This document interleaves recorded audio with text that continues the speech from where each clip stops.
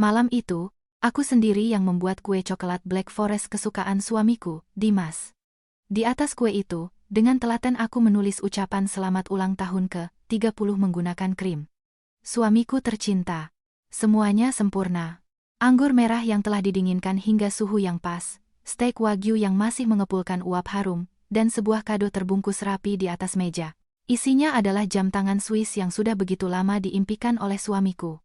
Untuk membelinya, aku harus mengambil beberapa pesanan mendesak di butik konveksiku dan rela begadang selama 2 malam, tapi aku tidak merasa lelah sama sekali. Hanya perasaan bahagia yang manis memenuhi hatiku. Aku ingin memberikan kejutan untuk suamiku. Makan malam perayaan yang lengkap untuk hari ulang tahunnya. Aku merasa ini adalah hadiah atas semua tahun-tahun sulit yang telah kami lalui bersama sebagai pasangan. Aku melirik jam sekilas, dan melihat waktu sudah menunjukkan hampir pukul 9 malam. Aku mengerutkan kening dengan tidak sabar. Sambil meraih ponsel, aku meneleponnya. Setelah beberapa nada sambung, ia menjawab. Suasana di seberang sana cukup bising. Terdengar sesuatu seperti deru mesin. Halo Alia. Ada apa? Suara suamiku terdengar sedikit lelah. Kamu sudah di jalan pulang? Semuanya sudah siap. Tinggal kamu saja untuk meniup lilin, aku mencoba berbicara dengan nada ceria. Hening sejenak di seberang sana, diikuti oleh helaan napas suamiku. Sepertinya aku akan sedikit terlambat, sayang. Stok barang di gudang tua banyak sekali. Bos bilang inventarisasi harus selesai malam ini juga supaya besok bisa serahkan laporan. Kurasa aku akan pulang sangat larut. Kamu makan malam saja sendiri. Jangan tunggu aku. Kata-katanya membuatku sedikit kecewa. Gudang tua perusahaan tempatnya bekerja terletak di ujung gang, sekitar 10 menit berjalan kaki dari rumah kami. Itu adalah gudang reyot yang disewa sementara oleh perusahaan untuk menyimpan barang dan akan segera dikosongkan. Tapi aku segera menenangkan diri. Ini pekerjaan. Apa boleh buat? Oh, begitu. Kamu pasti lelah. Sudah makan sesuatu? Tanyaku dengan suara khawatir. Aku sudah makan roti lapis tadi. Sayang, tidurlah lebih dulu. Aku harus tutup teleponnya dan lanjut kerja lagi. Aku cinta kamu, katanya dengan tergesa-gesa lalu menutup telepon. Aku meletakkan ponsel di meja dan menatap makan malam istimewa yang kini sudah mulai dingin. Aku tidak bisa menyembunyikan kekecewaanku, tapi kemudian sebuah ide muncul di benakku. Bagaimana jika aku membawakan kue dan kadonya ke sana? Pasti dia akan sangat terkejut. Aku bisa mengucapkan selamat ulang tahun padanya dan mungkin membantunya agar bisa selesai lebih cepat. Hanya dengan membayangkan wajah terkejutnya, aku tersenyum tanpa sadar. Tanpa ragu lagi, aku mengemas kue dengan hati-hati ke dalam kotak, mengambil kado, mengenakan jaket tipis, dan bergegas keluar. Gang yang menuju ke gudang itu sepi, hanya diterangi oleh cahaya remang-remang dari lampu jalanan berwarna kuning. Angin malam yang dingin menerpa rambutku, dan aku sedikit menggigil. Semakin dekat, perasaan aneh menyelimutiku. Jika mereka sedang melakukan inventarisasi, gudang seharusnya terang benderang, dan seharusnya terdengar suara orang-orang memindahkan barang. Tapi seluruh gudang itu sunyi senyap, dan hanya secercah cahaya redup yang menembus dari celah di jendela kecil yang berdebu. Jantungku mulai berdebar kencang, dan firasat buruk menghampiriku. Mungkin mereka sudah selesai, dan pulang lewat jalan lain, atau mungkin sesuatu telah terjadi? Aku berjalan berjinjit, berusaha tidak menimbulkan suara. Saat aku mengintip melalui celah itu, aku membeku di tempat. Tidak ada tumpukan barang yang berantakan, tidak ada orang yang bekerja. Dalam cahaya redup dari senter yang diletakkan di atas beberapa peti, ada suamiku, Dimas, tapi ia tidak sendirian. Di hadapannya berdiri Sarah, tetangga yang baru pindah ke rumah di ujung gang beberapa bulan yang lalu. Ia berdiri membelakangiku, tapi aku mengenali rambut panjang bergelombangnya dan postur tubuhnya yang langsing. Mereka berbicara dan tertawa pelan. Tangan suamiku, tangan yang sama yang beberapa jam lalu berjanji akan pulang untuk merayakan ulang tahunnya bersamaku, kini dengan mesra merangkul pinggang Sarah. Pada saat itu, aku merasa duniaku runtuh. Kotak kue yang kupegang terasa begitu berat hingga hampir jatuh dari tanganku. Telingaku berdengung. Aku tidak lagi mendengar desau angin di dedaunan atau suara jangkrik. Yang kurasakan hanyalah rasa sakit yang tajam dan kejam yang menusuk dari dalam dada. Aku mencoba meyakinkan diriku bahwa aku salah lihat, bahwa itu hanya obrolan biasa.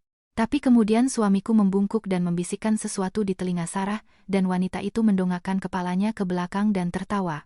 Tawa itu, dalam cahaya remang-remang, terdengar begitu menusuk dan memuakkan, dan kemudian suamiku menciumnya.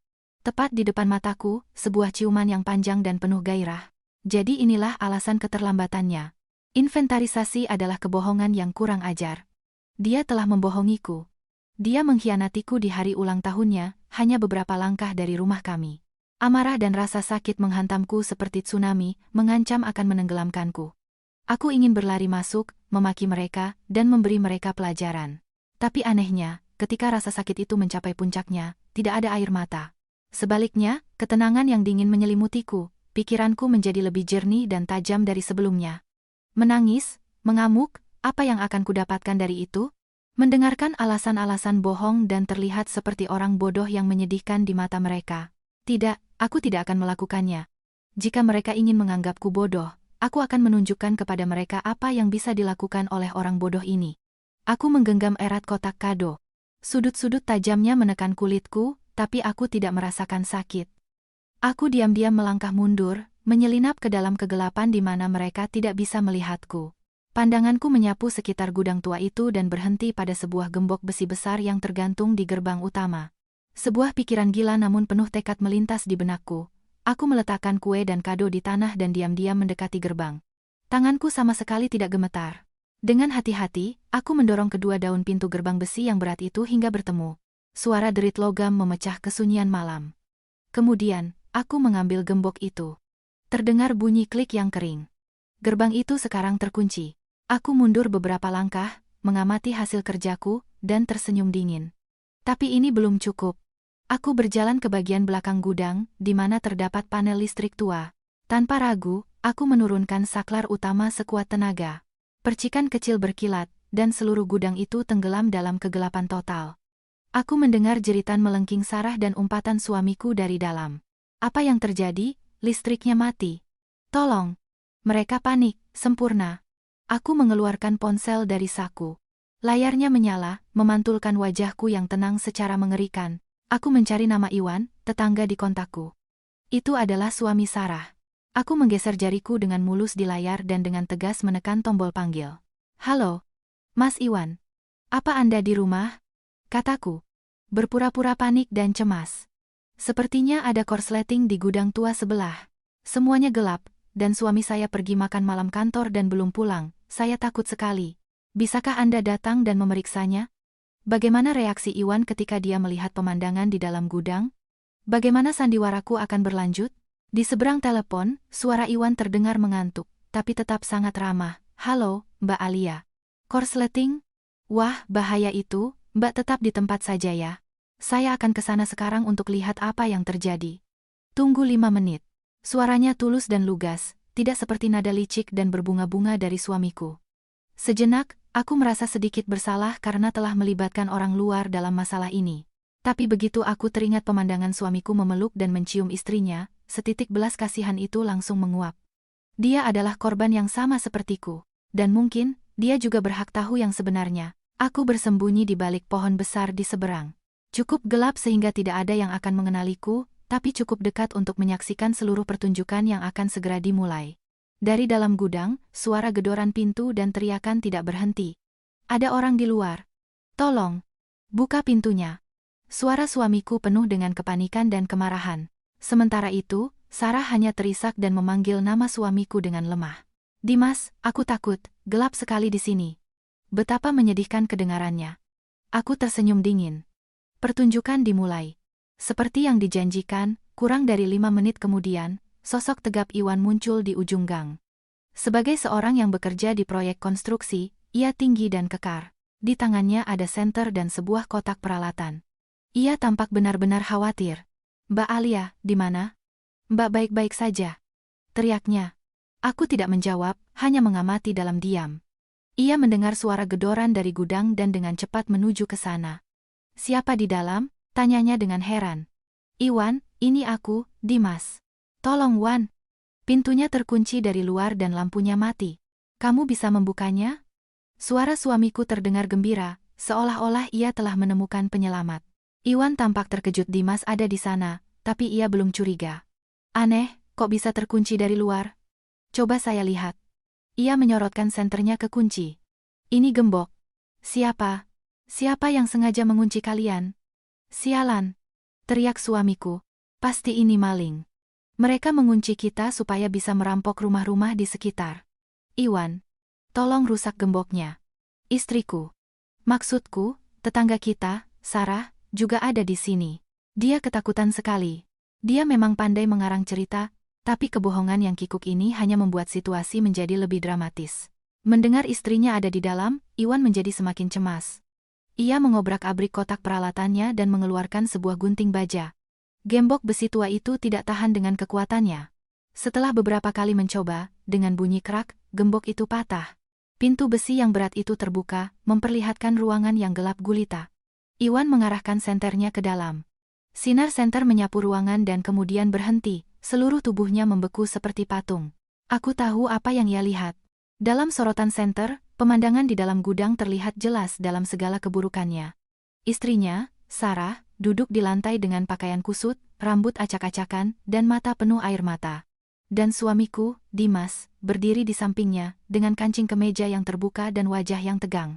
Mereka berdiri tidak jauh satu sama lain, jarak yang terlalu dekat untuk dijelaskan sebagai dua orang yang tidak sengaja terkunci bersama.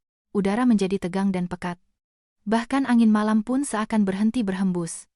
Yang terdengar hanyalah napas terengah-engah dari tiga orang dalam sorotan cahaya itu. Sarah? Dimas? Apa yang kalian berdua lakukan di sini? Suara Iwan bergetar, bukan karena dingin, tapi karena gejolak emosi mengerikan yang mendidih di dadanya. Keheranan, keraguan, dan kebenaran kejam yang menjadi semakin jelas. Sarah tidak berani menatap suaminya, hanya menundukkan kepala sementara bahunya bergetar. Suamiku, Dimas. Setelah sejenak bingung, buru-buru mendapatkan kembali ketenangan palsunya. Ia melangkah maju, mencoba menutupi Sarah, dan bergumam, Iwan, jangan salah paham, kami hanya. Hanya apa, raung Iwan? Teriakannya menggema di seluruh gang. Ia bukan lagi pria baik hati dan sederhana. Matanya memerah. Ia menatap tajam ke arah istrinya, lalu kembali ke suamiku. Aku tanya, apa yang kalian lakukan di belakangku? Tepat pada saat itulah, aku memutuskan sudah waktunya bagiku untuk muncul.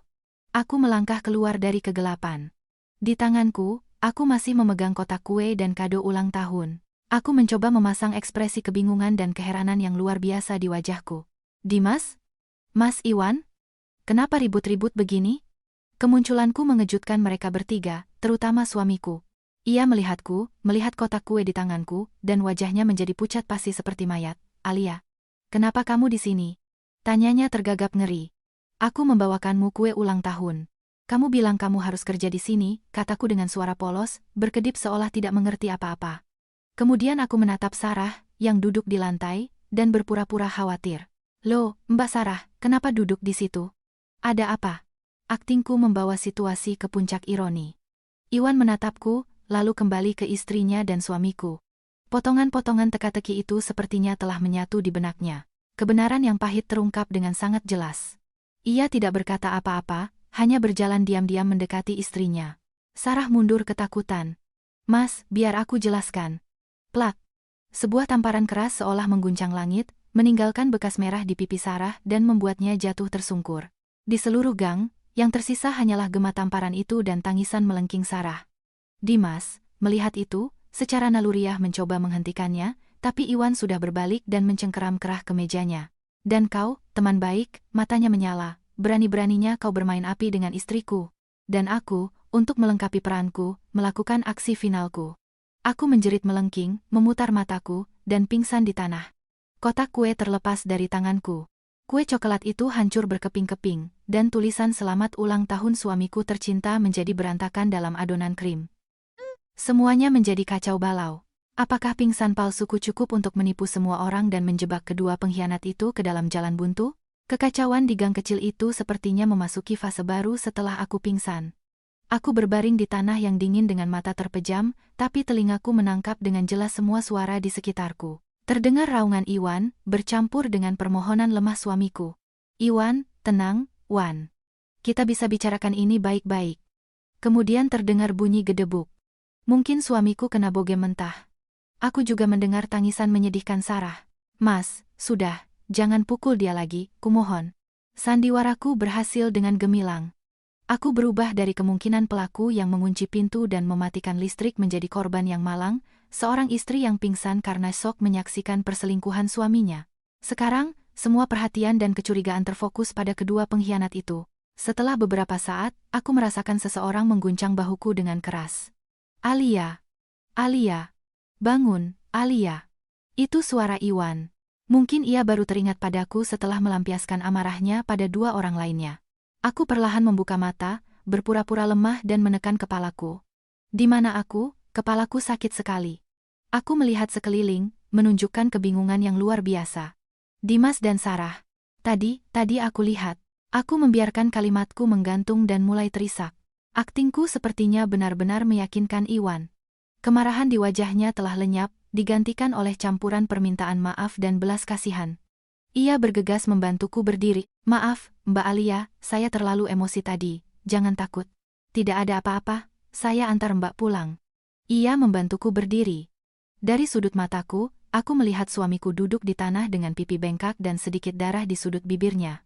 Sarah masih berlutut di sampingnya, menangis dan tidak berani mengangkat kepala. Tanpa melirik mereka lagi, aku bersandar pada Iwan dengan gemetar. Aku mau pulang. Tentu. Mari kita pulang, kata Iwan, membantuku berjalan. Ia tidak mengucapkan sepatah kata pun lagi kepada istrinya, meninggalkan dua pendosa itu di gang gelap, tenggelam dalam rasa malu dan penghinaan. Selama perjalanan singkat pulang, aku terus berakting. Aku diam, sesekali terisak, dan bahuku berguncang. Iwan, yang berjalan di sampingku, tidak henti-hentinya meminta maaf, menyalahkan dirinya sendiri karena tidak bisa menahan diri.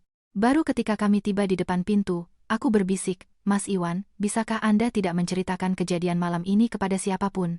Saya malu sekali. Ia menghela napas dan mengangguk. Baik, Mbak. Istirahatlah. Biar saya yang urus semuanya. Setelah mengatakan itu, ia berbalik. Punggungnya yang lebar seolah menanggung beban kemarahan dan rasa sakit. Aku masuk ke dalam rumah dan mengunci pintu. Begitu pintu tertutup, semua ekspresi kelemahan dan kesakitan lenyap dari wajahku. Aku langsung pergi ke dapur dan menenggak segelas air dingin. Aku merasa anehnya tenang. Babak pertama sandiwaraku telah berakhir dengan sukses. Sekarang, tinggal menunggu apa yang akan dilakukan oleh para tokoh utamanya. Setengah jam kemudian, aku mendengar suara kunci di lubang pintu. Itu suamiku. Ia masuk ke dalam rumah diam-diam, seperti pencuri. Bengkak di pipinya telah berubah menjadi keunguan, membuatnya terlihat sangat menyedihkan. Melihatku duduk di sofa, ia terkejut. Kamu sudah sadar, bagaimana perasaanmu? Tanyanya hati-hati. Aku tidak menjawab, hanya menatapnya dengan tatapan dingin dan asing yang belum pernah ia lihat sebelumnya. Dengan canggung, ia pergi ke dapur untuk mengambil segelas air, lalu kembali dan duduk di kursi di seberangku, menjaga jarak. Alia, yang terjadi malam ini? Ia memulai, tergagap. Tidak ada apa-apa antara aku dan perempuan itu. Itu hanya salah paham. Kurang ajarnya dia hampir membuatku tertawa. Bahkan dalam situasi ini, ia masih bisa berbohong. Salah paham? Akhirnya aku berkata dengan suara kering. Kalau begitu jelaskan padaku. Seorang pria beristri dan seorang wanita bersuami, di tengah malam, di gudang yang gelap, berpelukan dan berciuman dengan mesra. Salah paham macam apa itu? Ia terdiam. Wajahnya memerah seperti tomat. Kami hanya bicara soal bisnis. Dia minta saran dariku tentang sebuah proyek. Di sana gelap sekali. Dia tersandung. Aku hanya menolongnya berdiri. Tepat saat itu Iwan datang. Itu saja. Dia mengarang cerita yang tidak masuk akal. Dia menganggapku anak 3 tahun yang akan percaya pada penjelasan seperti itu. Aku merasa tidak perlu berdebat. Aku diam-diam berdiri. Aku lelah. Aku mau istirahat. Setelah mengatakan itu, aku langsung berjalan ke kamar tidur. Aku membanting pintu dan menguncinya dari dalam. Aku tidak ingin melihat wajah munafiknya sedetik pun lagi. Malam itu, berbaring di tempat tidur, aku tidak bisa tidur. Dia juga tidak masuk ke kamar. Kurasa dia tidur di ruang tamu. Aku bisa mendengar langkah kakinya, helaan napasnya, denting gelas. Dia juga gelisah, tapi aku tahu kegelisahannya bukan karena penyesalan, melainkan karena ketakutan. Takut aku akan membuat keributan, takut Iwan tidak akan membiarkan masalah ini begitu saja. Keesokan paginya, ketika aku bangun, suamiku sudah tidak ada. Pasti dia berangkat kerja lebih awal untuk menghindariku. Di kursi makan ada secarik kertas. Aku sudah beli sarapan, ada di dapur. Panaskan dan makanlah. Aku akan pulang lebih awal malam ini. Kita perlu bicara. Aku meremas kertas itu dan membuangnya ke tempat sampah. Aku tidak butuh lagi kata-kata munafiknya. Saat aku sedang bersiap mengantar anakku ke sekolah, ibu mertuaku datang. Ia masuk ke rumah tanpa membunyikan bel. Pasti suamiku yang memberinya kunci. Begitu melihatku, wajahnya menjadi serius. "Alia, kemari dan duduk. Ibu mau bicara denganmu," katanya dengan nada memerintah. Aku tahu badai baru akan datang. Aku duduk diam di kursi, menunggu. "Kamu kemana semalam?" "Dimas bilang kamu pulang sangat larut. Benar begitu?" tanyanya dengan nada menginterogasi. Sebelum aku sempat menjawab, ia melanjutkan, "Lihat dirimu. Istri orang keluyuran malam-malam. Kamu anggap rumah ini apa? Kamu anggap Dimas itu suamimu?" Aku tertegun. Suamiku tidak hanya tidak mengatakan yang sebenarnya, tapi ia juga mengarang cerita di mana semua kesalahan dilimpahkan padaku. Dia mengatakan pada ibunya bahwa akulah yang keluyuran sampai larut, bahwa akulah yang bersalah. Aku menatap wanita di hadapanku, yang selalu kuhormati dan kupanggil ibu. Perasaan pahit menyelimutiku. "Ibu tidak bertanya pada Dimas apa yang dia lakukan semalam?" tanyaku dengan suara bergetar. "Apa yang bisa dia lakukan? Pulang kerja capek-capek, menunggu istrinya di rumah. Dan kamu? Kamu di mana? Jangan-jangan kamu main serong dengan laki-laki lain, lalu pulang-pulang malah membuat suamimu pusing." Kata-katanya seperti pisau yang menusuk jantungku. Dia tidak hanya tidak mempercayaiku, tapi juga menghinaku dengan kasar. Di matanya, aku akan selalu menjadi menantu yang tidak berharga. Semua kesalahan ada padaku, dan putra kesayangannya selalu benar. Kesabaranku habis. Jika dia menginginkan pertunjukan, maka jangan salahkan aku. Di hadapan tuduhan kurang ajar dan kebohongan dari ibu mertuaku serta pembelaan butanya terhadap putranya, aku sadar bahwa penjelasan apapun saat ini tidak akan berguna. Dia sudah menghakimiku sebagai pihak yang bersalah, dan tidak ada yang bisa mengubah pikirannya. Alih-alih berteriak dan berdebat, aku memilih strategi yang berbeda. Aku menarik napas dalam-dalam untuk menekan amarah yang mendidih di dadaku. Aku menatap lurus ke matanya dan dengan suara yang anehnya tenang, aku berkata, "Iya, Bu, semalam saya memang salah.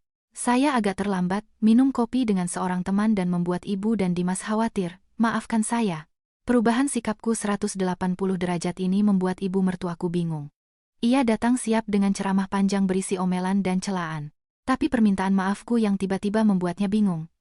"Kak, kalau kamu mengakui kesalahanmu, ya bagus," gumamnya, tidak tahu harus melanjutkan bagaimana. "Tapi jangan khawatir, aku memotongnya sebelum ia bisa memulai omelannya yang biasa. Saya sudah banyak berpikir. Akhir-akhir ini saya terlalu fokus pada pekerjaan di butik dan mengabaikan keluarga. Ini salah saya. Saya akan mencoba berubah mulai sekarang. Saya akan memberikan lebih banyak waktu untuk Dimas dan keluarga." Aku berbicara dengan nada tulus, dengan mata berkaca-kaca. Aktingku sepertinya berhasil.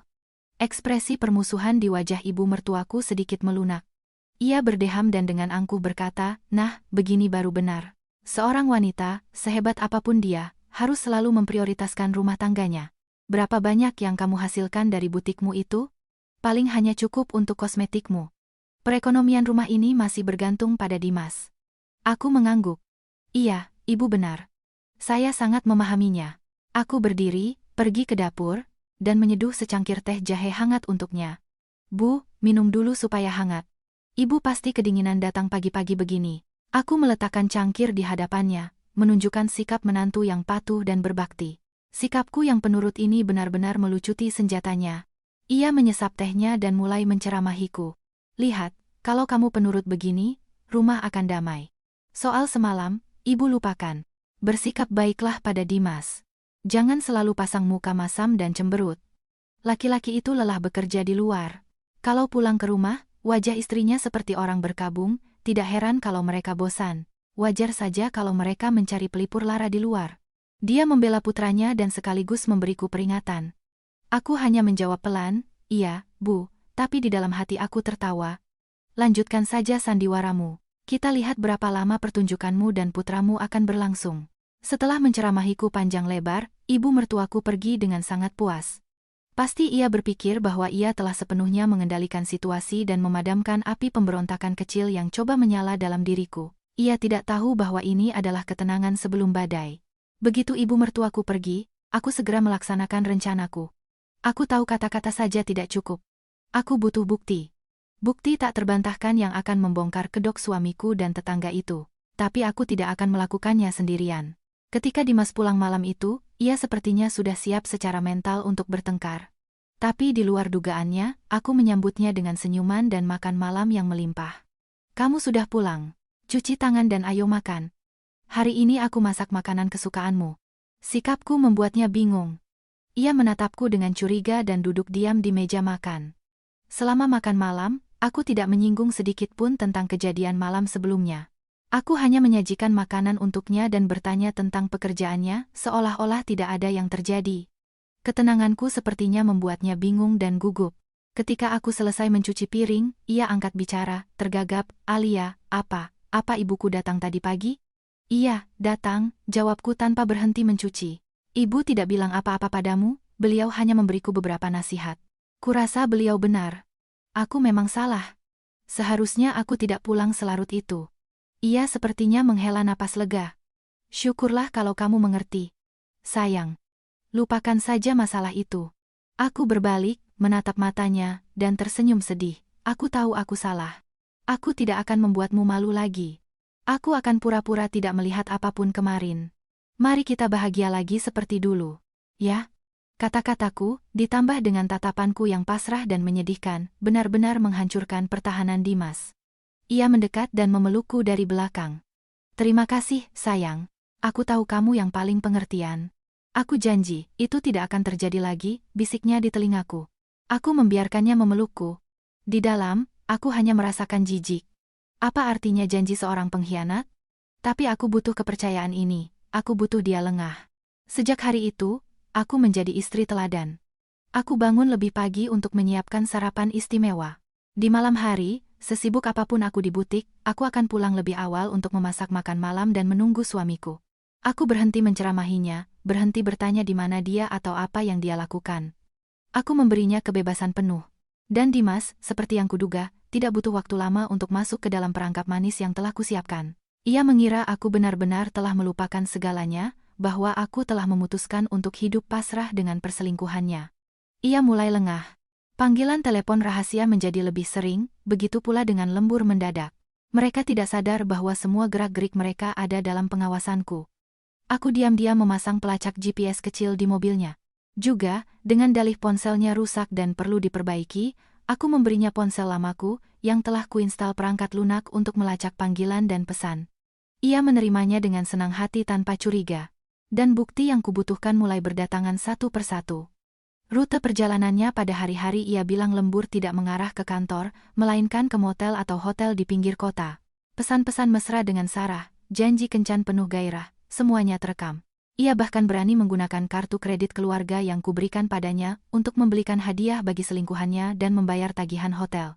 Semakin banyak bukti yang kukumpulkan, semakin dingin hatiku. Aku tidak lagi merasakan sakit, hanya tekad untuk menyelesaikan ini sampai tuntas. Tapi aku tahu bukti-bukti ini tidak cukup untuk membuatnya membayar mahal. Aku butuh seorang sekutu. Seseorang yang memiliki musuh yang sama denganku. Dan orang itu adalah Iwan. Akankah Iwan setuju untuk bekerja sama denganku, dan seberapa kejam rencana berikutnya? Setelah hampir seminggu mengumpulkan bukti, aku memiliki berkas lengkap tentang perselingkuhan suamiku dan Sarah. Tanggal kencan, lokasi pertemuan, pesan-pesan mesra, dan bahkan tagihan hotel yang dibayar dengan kartuku. Semuanya begitu jelas sehingga aku berpikir bahwa bertindak sendirian tidak akan seefektif itu. Aku butuh seseorang yang bisa menyerang dari kedua sisi, seseorang yang terluka sepertiku dan haus akan keadilan. Orang itu adalah Iwan. Masalahnya adalah bagaimana cara mendekatinya. Sejak malam kami memergoki mereka di gudang, aku tidak pernah melihatnya lagi.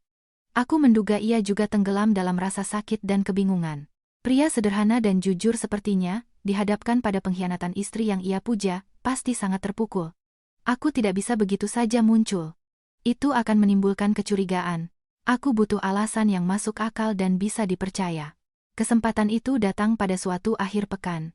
Aku mendengar dari tetangga bahwa Iwan sedang merenovasi sebuah rumah tua di ujung jalan. Aku memutuskan untuk mengatur pertemuan yang tidak disengaja. Aku mengenakan pakaian kerja yang sederhana dan riasan tipis agar terlihat lelah dan kuyup. Aku pergi ke jalan itu, memarkir mobil cukup jauh, dan berjalan kaki. Seperti yang diberitahukan, Iwan ada di sana. Ia bermandikan keringat, sedang sibuk mengaduk semen. Ia tampak jauh lebih kurus dan lesu. Janggut tipis yang tidak dicukur membuatnya terlihat semakin tertekan. Ia bekerja sendirian, tanpa bantuan, mungkin mencoba menenggelamkan kesedihannya dalam pekerjaan fisik yang berat. Aku menarik napas dalam-dalam, mengumpulkan keberanian, dan mendekat. "Mas Iwan," panggilku pelan. Ia terkejut dan berbalik. Melihatku, ada kilatan canggung dan keinginan untuk menghindar di matanya. Mbak Alia." Ia buru-buru menyeka keringat di dahinya. "Sedang apa di sini?" "Saya ada urusan di dekat sini," kataku terbata-bata. "Saya lihat Mas Iwan lewat, jadi saya mau menyapa." "Bagaimana kabarnya akhir-akhir ini?" Pertanyaanku sepertinya menyentuh luka. Ia diam-diam menundukkan kepala dan melanjutkan mengaduk semen dengan sekopnya. "Beginilah," gumamnya. "Terima kasih sudah bertanya." Suasana menjadi canggung. Aku sadar bahwa dengan cara ini aku tidak akan mencapai apa-apa. Aku memutuskan untuk langsung ke intinya.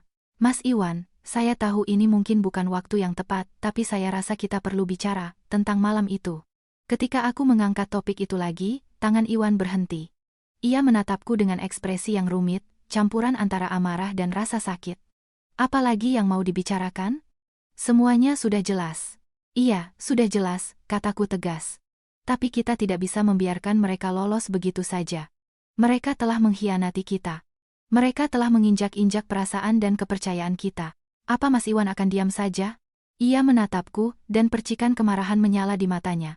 "Kalau saya tidak diam saja, apa yang bisa saya lakukan? Menghajar mereka? Sudah saya lakukan. Lalu apa? Dia tetap istri saya, ibu dari anak saya. Saya tidak bisa meninggalkannya." "Meninggalkannya atau tidak, itu keputusan Anda," kataku. "Tapi setidaknya kita harus membuat mereka membayar atas apa yang telah mereka lakukan. Kita harus membuat mereka tahu bahwa mereka tidak bisa berbuat salah dan terus hidup seolah-olah tidak terjadi apa-apa." Ia terdiam, seolah mempertimbangkan kata-kataku. Aku tahu aku berada di jalan yang benar. Dia adalah pria yang memiliki harga diri. Pengkhianatan istrinya tidak hanya menyakitinya, tetapi juga mempermalukannya. Apa? Apa yang Mbak ingin saya lakukan?" Akhirnya ia berkata dengan suara serak. Aku tahu ia telah terpancing. Aku melihat sekeliling untuk memastikan tidak ada orang. Tidak nyaman bicara di sini. "Besok jam 3 sore, kita bertemu di kafe tepi danau. Ada sesuatu yang perlu saya tunjukkan pada Anda. Setelah Anda melihatnya, Anda akan tahu apa yang harus dilakukan." Setelah mengatakan itu, aku berbalik, tidak menunggu jawabannya. Aku telah menanam benih rasa penasaran dan harapan samar akan keadilan di benaknya. Aku yakin ia akan datang. Pertemuan ini mengubah teman senasib menjadi sekutu potensial. Aku tidak akan lagi berjuang sendirian. Dua orang yang dikhianati, bersama-sama, kami akan menciptakan badai. Keesokan harinya, aku datang 10 menit lebih awal dari waktu yang ditentukan. Aku memilih meja di sudut yang terpencil, dari mana mudah untuk mengamati. Aku telah menyiapkan tabletku dengan semua bukti yang telah kukumpulkan. Tepat pukul 3, Iwan datang.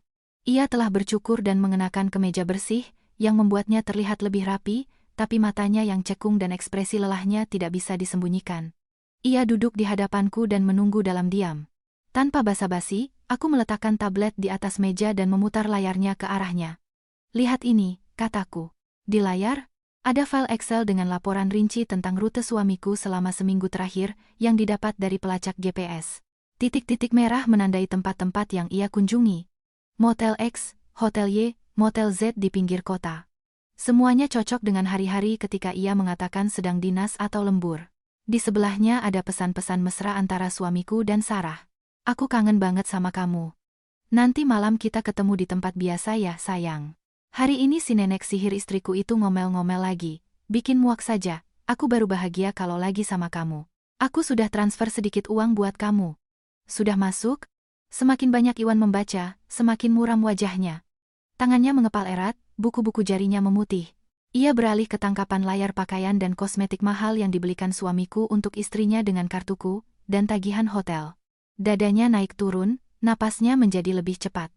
Aku bisa merasakan kemarahan mendidih di dalam dirinya. "Dasar bajingan," katanya tertahan. Suaranya keluar dari sela-sela giginya yang terkatup. "Jadi dia membiayai istriku dengan uangmu, dan istriku menipuku dengan uang suamimu." "Bukan hanya itu," kataku, membuka file lain. Ini adalah rekaman audio. Panggilan yang dilakukan suamiku kepada Sarah tepat setelah ia pergi dari rumah kami setelah mereka kepergok di gudang. Aku telah mengaktifkan fitur perekaman panggilan otomatis di ponsel lama itu. Dalam rekaman itu, suara suamiku penuh dengan kekesalan. Sial sekali. Istriku tiba-tiba muncul dan merusak semuanya. Jangan marah, sayang, suara Sarah terdengar manja. Bagaimana kalau kita bertemu besok malam? Aku kangen sekali. Nanti aku bilang ke suamiku kalau ada acara reuni. Baiklah, setuju. Lain kali kita harus lebih hati-hati. Ngomong-ngomong, bagaimana dengan proyek investasi tanah yang aku ceritakan?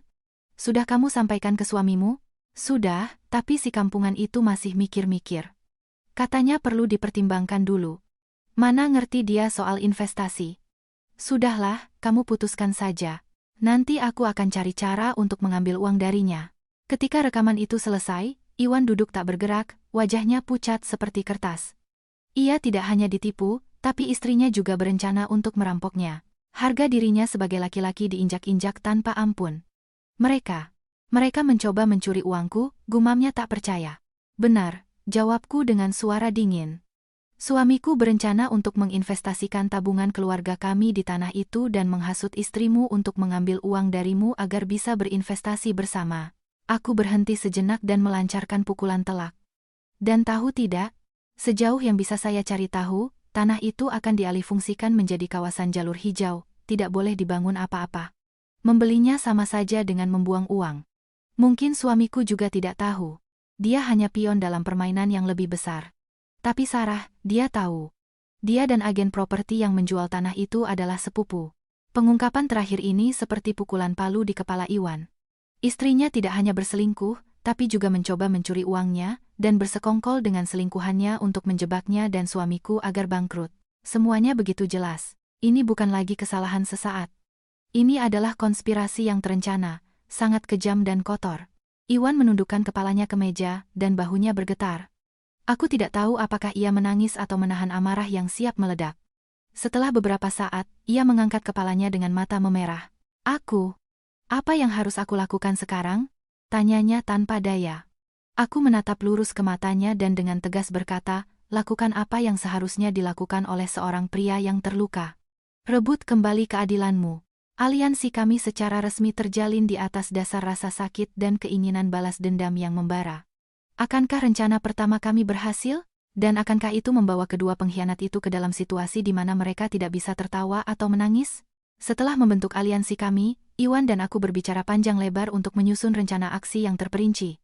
Tujuan kami bukan hanya untuk membongkar hubungan mereka, tetapi juga untuk membuat mereka membayar harga yang mahal secara emosional, moral, dan yang terpenting, secara ekonomi. Perangkap pertama, kami menargetkan langsung rencana investasi tanah yang dirancang oleh Dimas dan Sarah.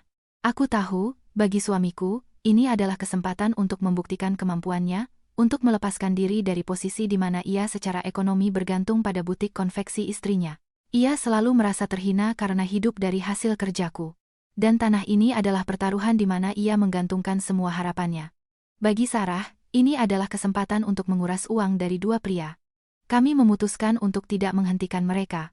Sebaliknya, kami akan membantu mereka mempercepat prosesnya, agar mereka bisa masuk ke dalam perangkap secepat mungkin. Aku pulang dan terus memainkan peranku sebagai istri yang baik dan naif. Malam itu, saat makan malam, aku sengaja mengangkat topik ini. Sayang, bagaimana pekerjaan akhir-akhir ini? Ada kabar baik? Dimas, yang sedang sibuk makan, mengangkat kepalanya dengan sedikit waspada mendengar pertanyaanku. Seperti biasa, tidak ada yang istimewa. Aku dengar pasar properti sedang naik daun lagi, kataku seolah-olah sambil lalu. Salah satu temanku membeli sebidang tanah di pinggir kota, dan dalam beberapa bulan nilainya naik 2 kali lipat. Sayang sekali aku tidak mengerti soal tanah, kalau tidak aku juga mau coba. Kata-kataku sepertinya menyentuh hati Dimas. Matanya berbinar, tapi ia tetap berpura-pura rendah hati. Itu tergantung waktu dan tempat. Harus punya pandangan jauh ke depan. Kamu benar. Aku mengangguk. Andai saja aku tahu sebanyak kamu. Oh ya, di rekening tabungan bersama kita sudah ada jumlah yang lumayan, kan? Hampir 500 juta. Menyimpannya di bank juga tidak memberikan bunga yang besar. Kalau kamu menemukan peluang investasi yang bagus, jangan ragu. Aku sepenuhnya percaya pada kemampuanmu. Aku telah melemparkan umpan yang paling menggiurkan untuknya. Aku tidak hanya menawarkan untuk berinvestasi, tetapi juga menyerahkan kendali penuh atas tabungan bersama kami. Ini secara langsung menyentuh harga diri dan keinginannya untuk membuktikan diri. Kegembiraan terpancar di wajah Dimas, tapi ia masih berpura-pura ragu. Akan aku lihat, uang bukan main-main, harus hati-hati. Ia tidak tahu bahwa setiap kata dan tindakannya ada dalam perhitunganku. Ia selangkah demi selangkah berjalan ke dalam perangkap yang telah kusiapkan. Di pihaknya, Iwan juga mulai memainkan perannya. Ia berhenti bersikap dingin dan marah pada Sarah. Sebaliknya, ia menjadi anehnya mesra dan perhatian. Ia menawarkan untuk melakukan pekerjaan rumah tangga, mengantar anak ke sekolah, dan bahkan memberinya sebuah gelang kecil. Perubahan sikapnya mengejutkan dan sangat menyenangkan Sarah. Ia mengira suaminya telah tenang dan memutuskan untuk memaafkan segalanya.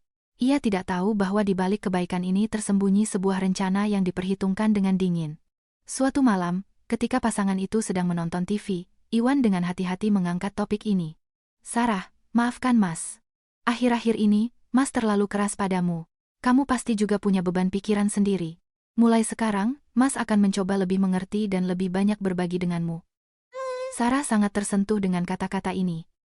Ia bersandar pada suaminya. Aku tahu Mas yang paling mencintaiku.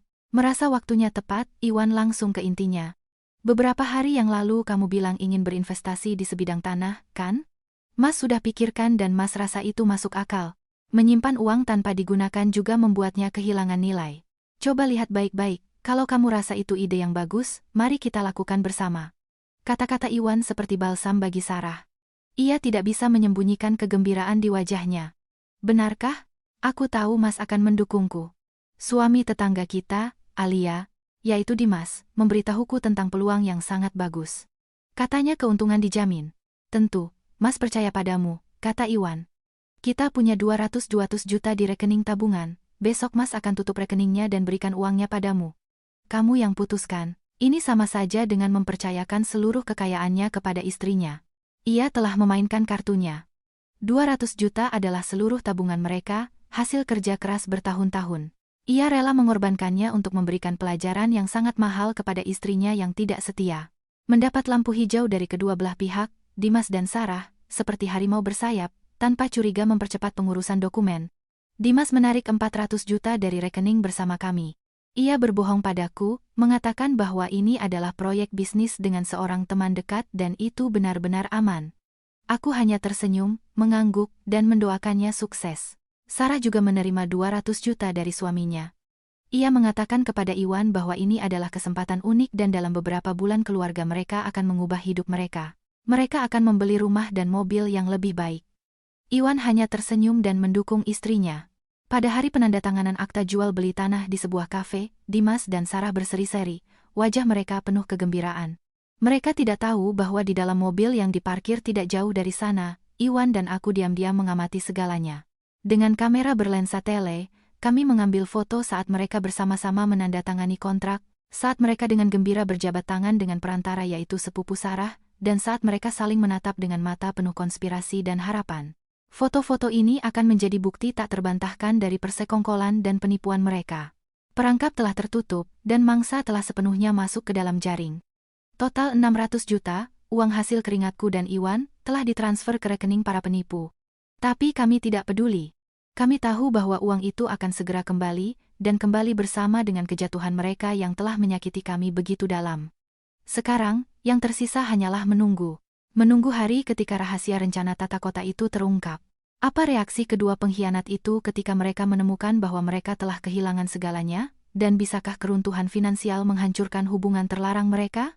Setelah kesepakatan pembelian tanah selesai, Dimas dan Sarah hidup dalam euforia selama beberapa hari, memimpikan masa depan yang sejahtera. Suamiku menjadi anehnya ceria. Ia bersiul di sekitar rumah dan sesekali membeli bunga untuk ditaruh di vas. Ia berpikir bahwa ia akan segera menjadi investor yang sukses dan membuktikan kemampuannya sebagai seorang pria. Ia tidak tahu bahwa tawanya hanya akan membuat kejatuhannya nanti lebih menyedihkan. Sarah juga tidak menyembunyikan kepuasannya. Seperti yang diceritakan Iwan padaku, ia mulai melihat-lihat rumah mewah dan model mobil impor di internet. Ia sudah merencanakan kehidupannya di kalangan atas, kehidupan yang dibangun di atas kebohongan dan pengkhianatan. Ia terus menekan Dimas agar segera menceraikanku. Iwan, yang telah berubah menjadi mata-mata tak terduga, dengan cerdik memasang perangkat lunak perekam di ponsel Sarah, dan apa yang kami dengar melampaui dugaan kami. Dimas, kapan sih kamu mau menceraikan istri tuamu itu? Suara Sarah di rekaman terdengar manja tapi juga tidak sabar. Aku sudah tidak sabar lagi. Sampai kapan kita akan hidup sembunyi-sembunyi seperti ini? Sabar sedikit lagi, sayang, suara suamiku terdengar ragu. Kalau aku cerai sekarang, dia akan menuntut setengah harta. Butik konveksinya itu sedang maju pesat, kita harus tunggu. Kalau kita sudah jual tanahnya dan punya uang sendiri, baru kita lihat nanti. Tunggu sampai kapan, sembur Sarah. Tahu tidak? Suamiku akhir-akhir ini aneh sekali. Tiba-tiba dia jadi baik luar biasa padaku. Aku jadi cemas. Jangan-jangan dia curiga sesuatu? Ah, kamu ini terlalu curiga. Apa yang bisa dilihat oleh si kampungan itu? Pasti dia merasa bersalah tentang sesuatu dan ingin membujukmu, hibur Dimas. Jangan khawatir, aku sudah punya rencana. Bagaimana cara menguras lebih banyak uang darinya? Nanti aku akan bilang padanya kita butuh investasi tambahan, bahwa aku ingin membuka butik fashion. Dia sangat menyayangi anaknya, jadi dia tidak akan bisa menolak. Saat itu, semua uang dan hartanya akan menjadi milik kita. Percakapan mereka mengungkap segalanya. Tidak ada lagi kata-kata cinta yang manis, hanya perhitungan dan pemanfaatan. Mereka melihat kami, pasangan sah mereka, sebagai mesin uang, sebagai penghalang yang harus disingkirkan. Setiap kata yang mereka ucapkan adalah bukti tak terbantahkan dari kesalahan mereka. Iwan, yang duduk di sampingku dan mendengarkan rekaman itu lagi, tidak menunjukkan emosi apapun. Mungkin rasa sakitnya telah mencapai titik di mana itu berubah menjadi kebencian yang dingin. Ia hanya mengepalkan tangannya dan berkata pelan, biarkan mereka bermimpi. Sementara itu, aku juga tidak tinggal diam. Aku tahu tidak cukup hanya menunggu informasi tentang rencana tata kota itu menjadi konsumsi publik. Aku perlu menciptakan efek, sebuah peristiwa yang akan membawa semuanya ke puncak.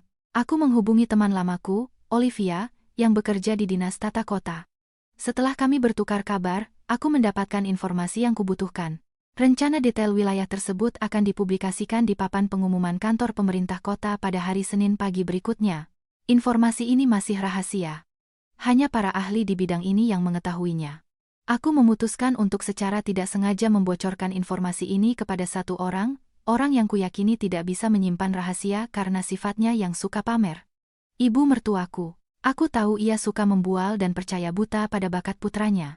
Jika ia tahu bahwa putranya akan segera mendapatkan keuntungan besar, ia pasti akan mengumumkannya ke seluruh dunia. Rencana itu berjalan dengan sempurna.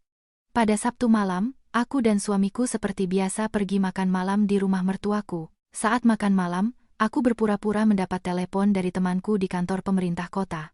Aku pergi ke teras dan sengaja berbicara cukup keras agar ibu mertuaku bisa mendengar. Halo, Olivia, apa kabar? Apa katamu?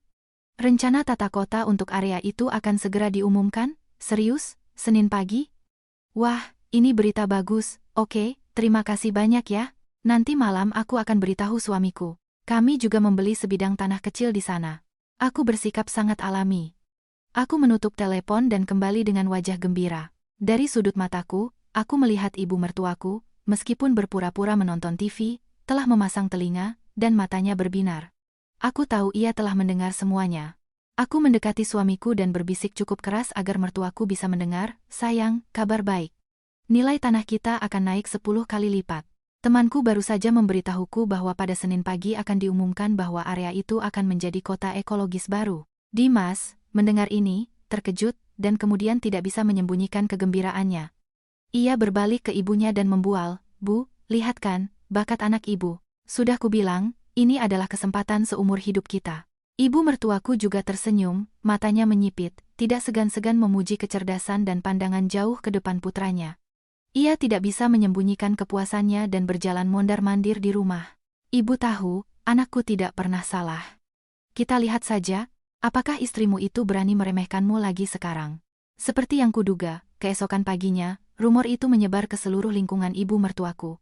Ia pergi dari rumah ke rumah, membual bahwa putranya akan menjadi taipan properti dan menghasilkan miliaran.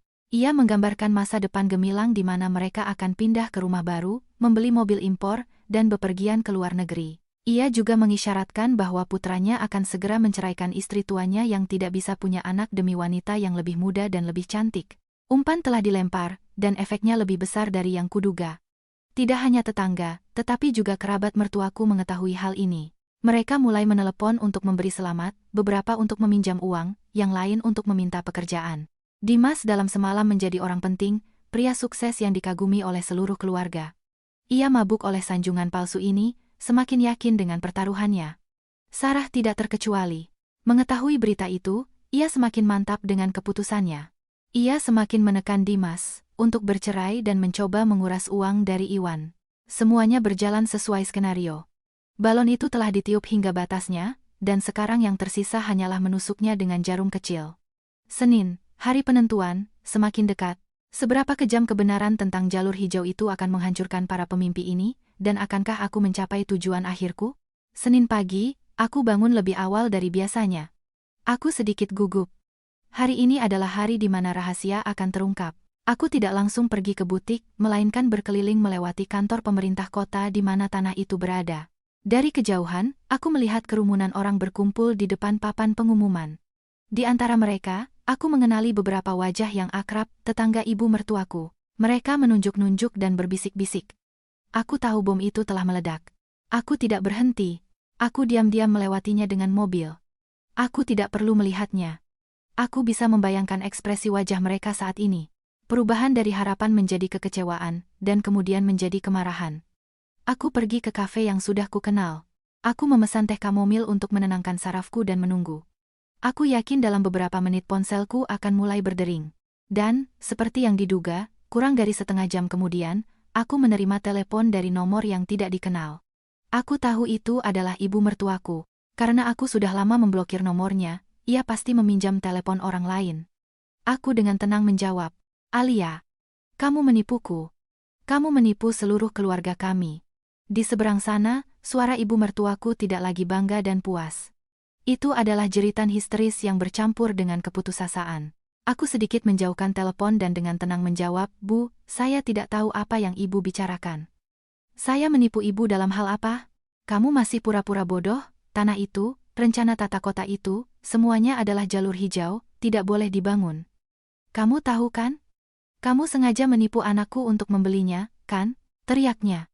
"Oh, ya?" Aku berpura-pura terkejut. Saya hanya mendengar apa yang dikatakan teman saya tidak tahu apa-apa tentang tanah. Saya sudah bilang pada Dimas bahwa saya tidak begitu mengerti. Semua keputusan dia ambil sendiri setelah mencari tahu semuanya. "Kenapa ibu menyalahkan saya?" Kata-kataku polos, tetapi melepaskan semua tanggung jawab dariku. Ia tidak bisa membantahku. Kamu. Ia begitu marah sehingga tidak bisa berbicara, hanya terengah-engah. "Dasar ular. Kamu membuat anakku kehilangan ratusan juta. Kamu tahu kan, Bu, dia kehilangan begitu banyak?" Aku terus bermain peran. "Wah, saya tidak tahu akan berakhir seperti ini." "Bu, Dimas, tenanglah. Uang bisa dicari lagi. Yang penting keluarga tetap utuh." Kata-kataku, "keluarga utuh," terdengar seperti ejekan yang mendalam. Ibu mertuaku tidak tahan lagi, ia memakiku dan menutup telepon. Aku meletakkan telepon dan menyesap tehku. Babak pertama telah dimainkan seperti yang kuduga. Sekarang tinggal menunggu reaksi dari dua tokoh utama. Di pihaknya, Dimas tidak meneleponku, mungkin karena malu atau mungkin ia terlalu sibuk menghadapi kemarahan Sarah. Menurut file audio yang dikirimkan Iwan kepadaku, pertengkaran mereka jauh lebih intens dari yang kubayangkan. "Dimas, jelaskan padaku apa yang terjadi. Kenapa tanah itu jalur hijau? Kamu bilang kamu sudah mencari tahu semuanya dengan baik." Suara Sarah melengking dan penuh tuduhan. "Aku juga tidak tahu, aku juga ditipu," perantaranya meyakinkanku. Suara suamiku lemah dan penuh alasan. "Ditipu atau kamu memang bodoh?" "Tahu tidak. Karena aku percaya padamu. Aku menipu suamiku dan mengambil uangnya untuk kuberikan padamu. Sekarang semuanya hancur. Apa yang harus kukatakan padanya? Katakan saja investasinya gagal. Dalam bisnis, kadang menang, kadang kalah, itu normal. Enak saja kamu bicara. Itu 200 juta. Seluruh tabungan keluarga kami. Kembalikan uangku. Kembalikan sekarang juga. Dari mana aku punya uang untuk mengembalikannya padamu? Uangku juga semuanya ada di sana. Aku tidak tahu. Itu masalahmu. Kalau kamu tidak mengembalikan uangku, jangan salahkan aku kalau aku berbuat nekat." Pertengkaran mereka berakhir dengan suara barang pecah, dan isak tangis serta hinaan dari Sarah. Hubungan yang dibangun di atas kebohongan dan uang akhirnya hancur karena uang. Mereka mulai saling menyerang seperti binatang yang terluka. Malam itu, Dimas pulang dalam keadaan yang menyedihkan. Ia tidak mengucapkan sepatah kata pun. Ia diam-diam masuk ke kamar tidur dan membanting pintu. Aku juga tidak bertanya. Aku membiarkannya mencerna rasa sakit dan kegagalannya sendiri. Itu adalah harga dari kebodohannya, keserakahannya, dan pengkhianatannya. Pada hari-hari berikutnya, suasana di rumah kami seperti di pemakaman. Dimas tidak keluar dari kamar, menolak makan dan berbicara. Ibu mertuaku tidak henti-hentinya menelepon, terkadang menangis, terkadang memaki, menyalahkan semua kesalahan padaku. Aku diam-diam mendengarkan dan menutup telepon. Sementara itu, Iwan juga bertindak. Ia pulang dengan wajah penuh kesakitan dan mengatakan kepada Sarah bahwa ia tahu segalanya, bahwa seorang teman telah menceritakan semuanya. Ia tidak memukulnya atau menghinanya. Hanya diam-diam mengemasi pakaiannya dan pakaian putranya. Aku tidak bisa lagi hidup dengan wanita pembohong dan kejam sepertimu. Ayo kita cerai, katanya dengan suara tenang tapi tegas. Sarah tertegun, lalu berteriak, meronta, dan memohon. Tapi sudah terlambat. Iwan pergi bersama putranya, tanpa menoleh ke belakang. Sarah ditinggalkan sendirian di rumah kosong, kehilangan suami, putra, dan sejumlah besar uang. Ia benar-benar hancur, kejatuhannya begitu cepat dan total, seperti yang kami rencanakan. Tapi aku tahu ceritanya belum berakhir. Orang seperti Dimas tidak akan tinggal diam ketika terpojok. Dan ibunya, wanita jahat itu, tidak akan memaafkanku begitu saja. Aku tahu badai yang lebih besar akan datang. Trik kotor apa yang akan mereka gunakan untuk mencoba membalikkan keadaan? Dan apakah aku punya cukup kekuatan untuk menghadapi mereka? Kekecewaan Dimas tidak berlangsung lama. Alih-alih menyalahkan diri sendiri dan bertobat, sifat pengecut dan suka menyalahkannya kembali muncul. Ia mulai mencari target untuk melampiaskan amarahnya. Dan target itu tidak lain adalah aku. Setelah beberapa hari diam, ia mulai bertindak bukan dengan percakapan yang tulus, melainkan dengan pelecehan yang picik, halus, namun jahat. Ia mulai pulang larut malam dengan bau alkohol. Ia tidak masuk ke kamar tidur, melainkan duduk di ruang tamu dan menyalakan TV dengan volume sangat keras, atau berbicara keras di telepon dengan teman-temannya, sengaja mengganggu agar aku dan anakku tidak bisa tidur. Jika aku memintanya untuk mengecilkan suara, ia langsung membentak, "Ini rumahku. Aku bebas melakukan apa saja. Kalau kamu tidak suka, pergi saja." Makan di rumah juga menjadi siksaan. Ia mengkritik semua yang kumasak. Terlalu asin, terlalu hambar, seperti makanan sisa. Ia akan membanting mangkuk sup di meja dan pergi tanpa membersihkannya. Ia ingin mengubah hidupku menjadi neraka. Ia ingin menyiksaku secara psikologis dengan trik-trik kotor ini agar aku sendiri yang pergi dari rumah, dan kemudian ia akan mendapatkan segalanya. Pada saat yang sama, Sarah juga tidak tinggal diam. Kehilangan segalanya, ia menjadi gila. Ia berhenti menuntut uang dari Dimas dan mulai menyerangku. Ia mulai menyebarkan rumor palsu tentangku di lingkungan sekitar. Ia mengatakan kepada orang-orang bahwa aku adalah wanita nakal, bahwa aku tidak hanya bersekongkol dengan suaminya, tetapi juga memiliki banyak hubungan mencurigakan lainnya. Ia mengatakan bahwa aku menggunakan pelet untuk merayu pria, bahwa butik konveksiku maju karena aku melakukan prostitusi. Kata-kata jahat dan fiktif ini menyebar seperti api di seluruh lingkungan melalui mulut para penggosip. Aku mulai mendapatkan tatapan sinis dan mendengar bisikan di belakangku setiap kali aku keluar rumah. "Lihat, itu istri Dimas. Kelihatannya baik, tapi katanya dia bukan wanita baik-baik, pasti punya backing, orang besar untuk membuka butik sebesar itu." Pelecehan mencapai puncaknya. Suatu pagi, ketika aku mengantar anakku ke sekolah, Sarah mencegatku di gerbang sekolah. Ia tidak lagi terlihat rapuh dan lembut. Dengan rambut acak-acakan dan mata memerah, ia tampak seperti wanita yang kehilangan akal sehat. "Berhenti, perempuan jalang!" teriaknya, menarik perhatian orang tua lain. "Kau telah menghancurkan hidupku. Kau menghancurkan keluargaku. Hari ini akan kuberi kau pelajaran." Dan ia menerjangku, mencoba menjambak rambutku dan mencakarku. Aku sudah menduga situasi seperti ini. Aku dengan cepat menempatkan anakku di belakangku dan pada saat yang sama mengangkat ponselku, yang sudah dalam mode perekaman video. "Apa yang Anda lakukan? Semuanya lihat. Wanita ini menyerang saya tanpa alasan di depan gerbang sekolah." Tindakanku membuat Sarah berhenti. Ia melihat kamera dan tatapan menghakimi di sekelilingnya. Agresinya sedikit mereda, tapi ia tidak menyerah. "Berani-beraninya kau merekamku, pencuri suami orang. Kau merayu suamiku. Jangan bicara sembarangan," jawabku dengan suara tenang dan jelas. "Suami Anda dan suami saya bertemu di gudang atas kemauan mereka sendiri. Korban di sini adalah saya. Atau Anda mau saya tunjukkan pada semua orang video perselingkuhan yang saya rekam malam itu?" Kata-kataku adalah pukulan telak. Wajah Sarah memucat. Ia tidak menyangka aku akan begitu blak-blakan. Ia tergagap, Kau berani? Kenapa aku tidak berani? Yang seharusnya malu adalah Anda dan suami saya, bukan saya. Sekarang menyingkirlah, anak saya mau masuk kelas."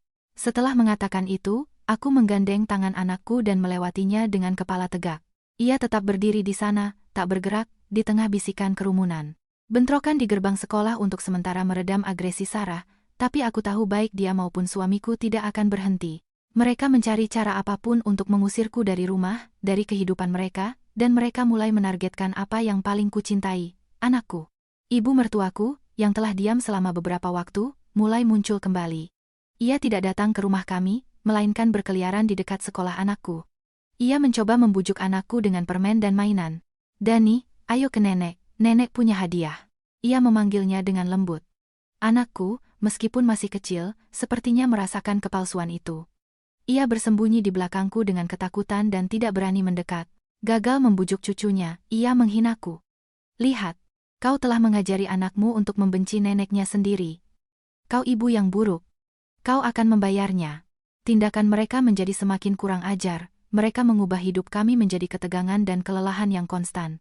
Aku sadar jika ini terus berlanjut, yang paling menderita adalah anakku. Anak itu mulai menunjukkan tanda-tanda kecemasan. Ia terbangun di malam hari karena ketakutan dan takut keluar rumah. Aku tidak bisa membiarkan anakku hidup di lingkungan yang begitu beracun. Diam dan membalas tidak lagi menjadi solusi. Sudah waktunya untuk melancarkan pukulan telak, serangan terakhir yang akan mengakhiri segalanya. Aku bertemu lagi dengan Iwan, yang juga dilecehkan oleh Sarah. Kami memutuskan untuk tidak lagi mengalah. Kami akan membawa semuanya ke terang.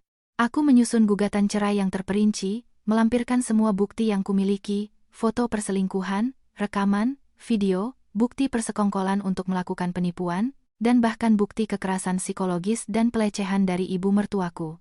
Iwan melakukan hal yang sama. Tetapi kami hanya mengajukan gugatan ke pengadilan. Aku menghubungi beberapa wartawan yang kukenal. Aku secara anonim memberikan mereka sebagian dari cerita, detail yang paling menarik. Aku hanya membocorkan informasi tentang skandal perselingkuhan dan penipuan yang melibatkan sebuah keluarga yang tampak terhormat di lingkungan itu. Media sangat peka terhadap cerita semacam ini. Mereka mulai melakukan penyelidikan. Bom media akan segera meledak, dan kali ini, ia akan menghancurkan semua kebohongan dan keburukan mereka. Akankah serangan balasan total ini cukup kuat untuk mengakhiri mimpiku, dan hukuman apa yang akan diterima para pengkhianat dari hukum dan opini publik? Bom media yang diam-diam kusiapkan akhirnya meledak, namun daya rusaknya ternyata lebih besar dari yang kubayangkan. Suatu pagi, sebuah portal berita online besar di kota memuat artikel dengan judul sensasional. Terbongkar. Skandal perselingkuhan yang guncang perumahan Harapan Jaya. Istri pergoki suami dengan tetangga di gudang, skema penipuan miliaran terungkap. Meskipun artikel itu menyamarkan nama-nama yang terlibat, detail-detail khas tentang perumahan, gudang tua, dan penggerebekan dramatis membuat siapapun yang tinggal di sana dengan mudah menebak siapa tokoh utamanya. Berita itu menyebar seperti api. Dalam hitungan jam, itu menjadi topik terpanas di semua komunitas online. Netizen dengan kemampuan investigasi yang luar biasa tidak butuh waktu lama untuk mengungkap identitas Dimas dan Sarah. Foto-foto mereka tersebar di mana-mana, disertai dengan komentar penuh hujatan dan hinaan. Wah, suaminya kelihatannya baik-baik, ternyata bajingan. Selingkuhannya juga hebat, mencoba menipu suami dan selingkuhannya sekaligus. Kasihan istrinya. Sudah diselingkuhi, uangnya hampir dicuri pula. Badai media menerjang seperti tsunami, benar-benar menenggelamkan kehidupan Dimas dan Sarah. Ketika Dimas pergi bekerja, ia harus menghadapi tatapan sinis dan bisikan dari rekan-rekannya. Skandal itu tidak hanya merusak reputasi pribadinya, tetapi juga citra perusahaan. Atasannya memanggilnya ke ruangannya dan menuntut agar ia menyelesaikan masalah pribadinya dengan bersih, atau ia akan menghadapi sanksi disipliner yang paling berat. Posisi Sarah bahkan lebih menyedihkan. Ia tidak bisa keluar rumah. Tetangga yang dulu menyapanya kini menatapnya dengan jijik. Rumor tentangnya berkembang dan menjadi lebih ganas. Ia terisolasi sepenuhnya di lingkungan tempat tinggalnya. Tapi yang paling terpukul adalah ibu mertuaku. Baginya, reputasi adalah segalanya, dan ia selalu bangga dengan keluarganya. Sekarang, putranya adalah seorang pezina, dan calon menantunya dicerca oleh seluruh masyarakat. Bahkan ketika ia pergi ke pasar, ia mendengar orang-orang berbisik, ia tidak tahan dengan penghinaan itu. Tapi alih-alih mengakui kesalahan putranya, ia melampiaskan semua amarahnya padaku. Ia berpikir bahwa akulah yang berada di balik semua ini, bahwa aku sengaja mempermalukan keluarganya dan memutuskan untuk melancarkan rencana balas dendam yang lebih kejam dan nekat. Ia tahu bahwa titik lemahku adalah anakku dan butik konveksiku yang berharga. Suatu hari, saat jam makan siang, ketika aku sedang mengawasi pesanan mendesak di butik, aku menerima telepon dari wali kelas anakku. Suara guru di seberang telepon terdengar cemas. Ibunya Dani, tolong segera ke sekolah. Neneknya Dani datang. Beliau membuat keributan dan mencoba membawa Dani pergi. Tolong segera datang. Aku merasa jantungku berhenti berdetak. Aku meninggalkan semua yang sedang kukerjakan, berlari ke mobil, dan melaju seperti orang gila ke sekolah. Ketika aku tiba, aku menemukan pemandangan yang kacau. Ibu mertuaku berdiri di gerbang utama dan berdebat dengan para guru. Ia mencoba masuk dengan paksa, mengatakan bahwa ia ingin melihat cucunya. Saya neneknya. Saya berhak melihat cucu saya, minggir, teriaknya. Bu, anaknya sedang di kelas. Ibu tidak bisa masuk.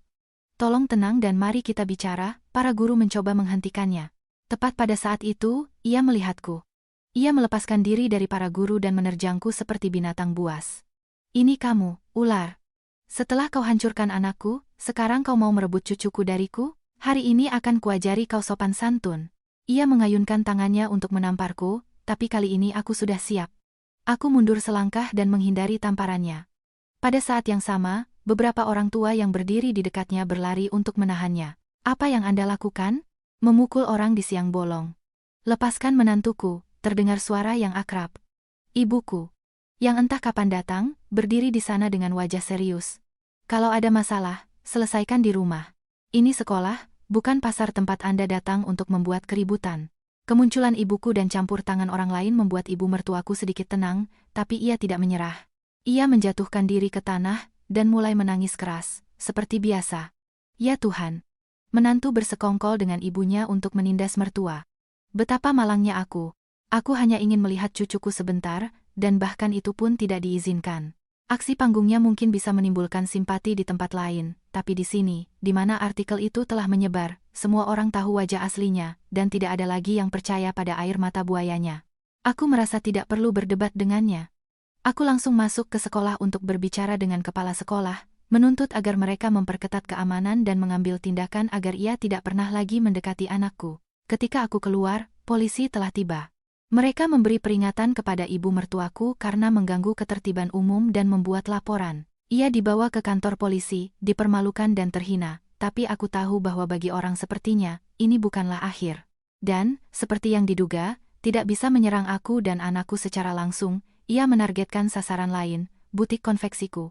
Beberapa hari kemudian, butikku tiba-tiba didatangi oleh tim inspeksi gabungan dari beberapa dinas. Mereka mengatakan bahwa mereka menerima keluhan anonim bahwa butikku melanggar peraturan keselamatan kebakaran, mempekerjakan karyawan tanpa kontrak, dan menghindari pajak. Aku yakin ini adalah trik kotor ibu mertuaku. Ia mencoba menggunakan kekuasaan dan koneksi, meskipun tidak signifikan di tingkat lingkungan, untuk menghancurkan bisnisku. Tapi ia salah. Butikku, sejak didirikan, memiliki semua pendaftaran resmi, semua dokumen dan prosedur legal. Karena aku menjalankan bisnis dengan jujur, aku tidak punya apa-apa untuk ditakuti. Aku dengan tenang bekerja sama dengan tim inspeksi, memberikan mereka semua dokumen yang diminta. Setelah setengah hari penyelidikan, mereka tidak menemukan pelanggaran apapun dan terpaksa pergi dengan tangan hampa. Aksi panggung ibu mertuaku gagal lagi, tapi kebenciannya membuatku berpikir. Ia berani menggunakan trik kotor yang melibatkan hukum. Akankah ia berhenti di sini, atau akankah ada konspirasi yang lebih mengerikan menantiku? Aksi panggung kelumpuhan wajah yang disiapkan oleh ibu mertuaku cukup rumit. Setelah dipermalukan di butik, ia tidak langsung pulang, melainkan menelepon Dimas dan, sambil terisak, mengatakan kepadanya bahwa aku telah membuatnya begitu marah sehingga tekanan darahnya naik, energinya tersumbat, dan sekarang wajahnya mulai miring. Dimas, anak yang berbakti secara buta, bergegas membawanya ke rumah sakit. Ia bahkan menelepon kerabat untuk memberitahu mereka bahwa ibunya sakit parah karena menantunya. Ia ingin menciptakan gelombang tekanan keluarga agar aku mengalah. Malam itu, ketika aku di rumah, aku menerima telepon dari Bibi Dimas. Suaranya penuh tuduhan. Alia, apa yang telah kau lakukan sampai mertuamu seperti itu? Dia di UGD, katanya kena stroke ringan. Dimas sendirian dan khawatir. Kamu juga menantu. Pergilah menemuinya. Mendengar ini, aku hampir tertawa. Kemampuan aktingnya benar-benar luar biasa. Tapi aku memutuskan untuk tidak membongkarnya serazu. Aku akan bermain bersama mereka dan mengubah drama mereka menjadi komedi. Benarkah, Tante? Parah sekali. Aku berpura-pura panik. Aku akan segera ke sana. Aku menutup telepon dan segera menelepon temanku, Dr. Surya, seorang ahli saraf terkenal di rumah sakit kota. Aku dengan cepat menjelaskan situasinya dan meminta bantuannya. Surya, mendengar ini, tertawa. Mertuamu luar biasa. Baiklah, serahkan padaku. Kamu hanya perlu membawa pasien ke alamat yang akan kuberikan. Aku akan menyiapkan seorang Shinshe, akupunktur khusus untuknya. Aku tiba di rumah sakit. Ibu mertuaku berbaring di tempat tidur, sengaja memiringkan mulutnya dan memejamkan mata, sesekali mengerang. Dimas duduk di sampingnya dengan wajah cemas. Begitu aku tiba, ia langsung berdiri dan berkata dengan suara terluka, "Lihat, kau puas sekarang. Ibuku dalam kondisi seperti ini. Sekarang kau senang." Aku tidak menjawabnya. Aku mendekati tempat tidur dan berkata dengan suara penuh rasa bersalah, "Bu, maafkan saya salah. Jangan membuat saya takut. Atau ibu mau saya bawa ke tempat lain untuk diperiksa? Saya kenal seorang Shinshe akupunktur yang sangat hebat, spesialis kelumpuhan wajah dan stroke. Saya yakin kalau dia memeriksa ibu akan sembuh." Ibu mertuaku, mendengar ini, sedikit membuka matanya. Ia tampak penasaran. "Dimas ragu, Shinshe apa, bisa dipercaya? Kita sudah di rumah sakit, biar dokter saja yang menangani." "Kamu tidak tahu saja," kataku. "Orang ini luar biasa, orang-orang memanggilnya tabib ajaib. Dia hanya dengan meraba denyut nadi bisa tahu penyakit apa yang kamu derita. Dia tidak butuh alat apapun. Dia telah menyembuhkan banyak orang dengan kelumpuhan wajah dan hemiplegia. Ayo kita coba. Kita tidak akan rugi apa-apa." Rasa penasaran dan, mungkin, kepercayaan diri pada permainannya sendiri membuat ibu mertuaku setuju. Pasti ia berpikir bahwa seorang Shinshe desa tidak akan mengungkap kebohongannya. Dimas juga terbujuk. Jadi, kami berdua membantu ibu mertuaku, yang terus berpura-pura sulit berjalan, ke sebuah praktik di alamat yang diberikan Surya. Praktik itu kecil dan sederhana, dengan bau samar ramuan herbal. Shinshe itu, mengenakan pakaian coklat dengan janggut dan rambut putih, sedang membaca buku. Itu adalah temanku, Dr. Surya. Disamarkan dengan sempurna. Surya menyuruh ibu mertuaku duduk dan mengulurkan tangannya, agar ia bisa memeriksa denyut nadinya. Ia memejamkan mata, meletakkan jari-jarinya di pergelangan tangannya, dan memasang ekspresi serius. Dimas dan aku berdiri di sampingnya, menunggu dalam diam. Setelah beberapa saat, Surya membuka matanya, mengelus janggutnya, dan menggelengkan kepala. "Aneh, sangat aneh," katanya. "Ada masalah, Shinshe?" tanya Dimas cemas. "Denyut nadi wanita ini tidak seperti denyut nadi pasien dengan kelumpuhan wajah," kata Surya dengan suara misterius. "Lebih seperti denyut nadi orang yang marah. Energinya naik, livernya stagnan, tapi tidak ada jejak penyumbatan di meridian."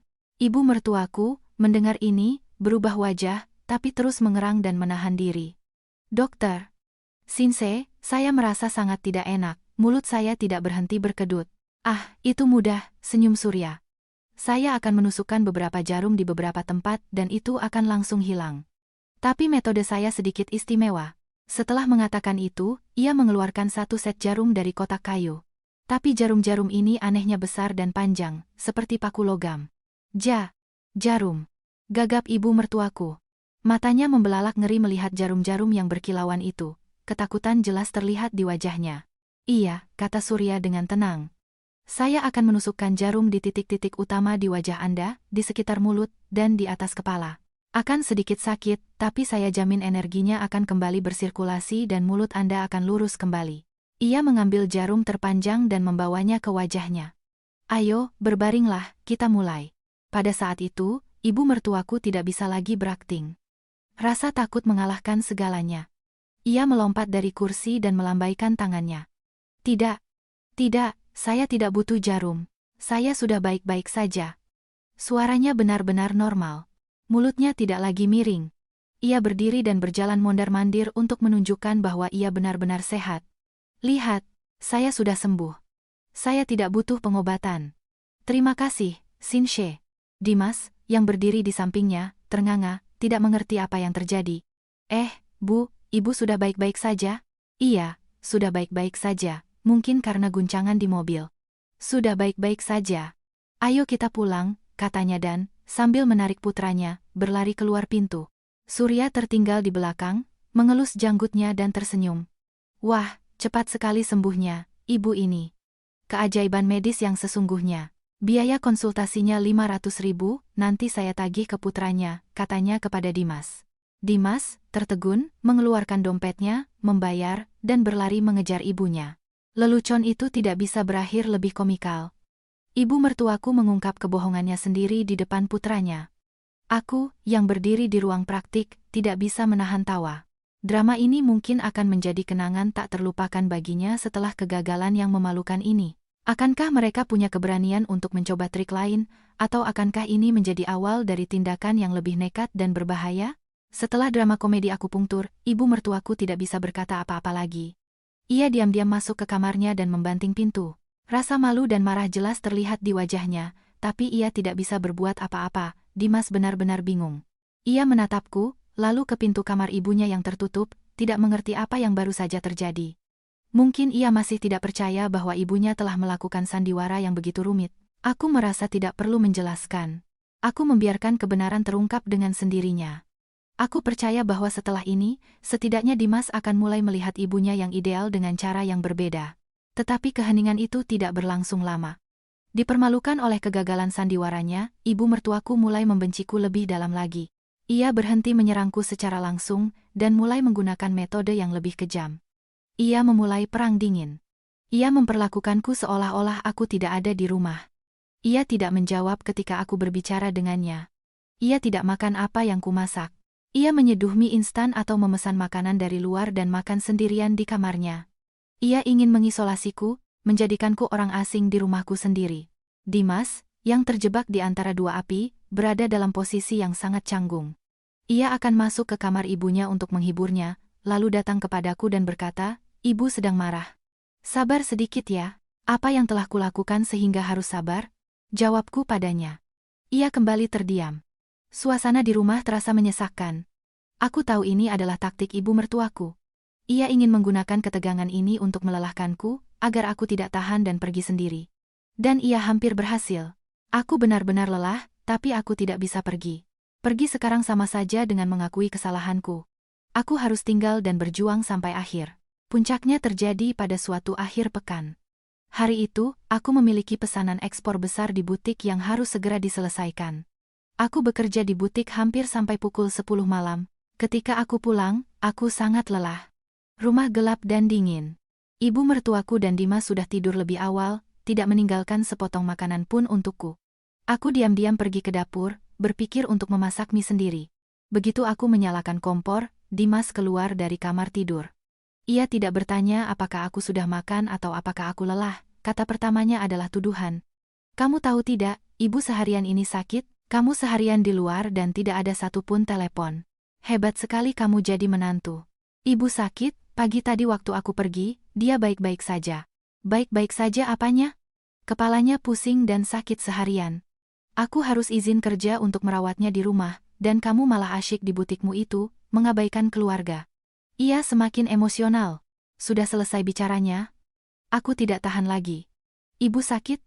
Apa kau membawanya ke dokter, atau itu hanya sandiwara lainnya? Kau bilang aku mengabaikan keluarga? Dan kau, apa yang kau lakukan untuk keluarga ini? Selain bekerja, pulang ke rumah, melihat ponselmu, dan mengabaikan istri dan anakmu? Kau punya hak untuk menuduhku?" Kata-kataku seperti bensin yang disiram ke api. Dimas memucat karena marah. Aku belum pernah menjawabnya begitu blak-blakan. "Berani-beraninya kau bicara seperti itu padaku?" Geramnya. "Kau pikir karena kau menghasilkan sedikit uang, kau bisa mengajariku?" "Iya," teriakku. "Uang ini kudapatkan dari kerja kerasku.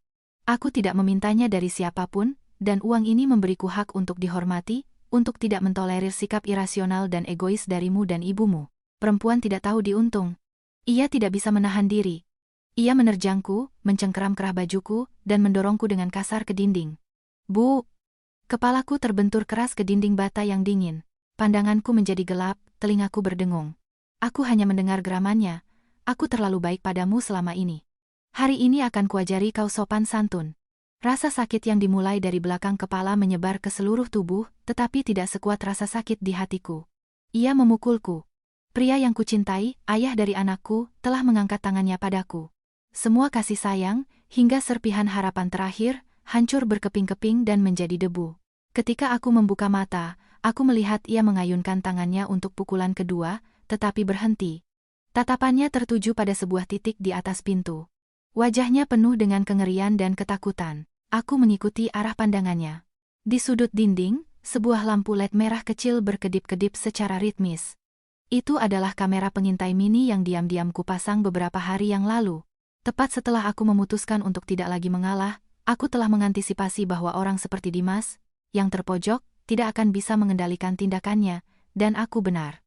Dari saat ia mendorong dan membenturkanku hingga kata-kata ancaman terakhirnya, seluruh tindakan kekerasannya telah terekam dengan jelas. Ia mengerti. Tangan yang diangkatnya perlahan turun, dan ekspresi ganasnya berubah menjadi ketakutan yang luar biasa. Kau, gagapnya, mundur beberapa langkah. Aku bersandar di dinding dan perlahan bangkit.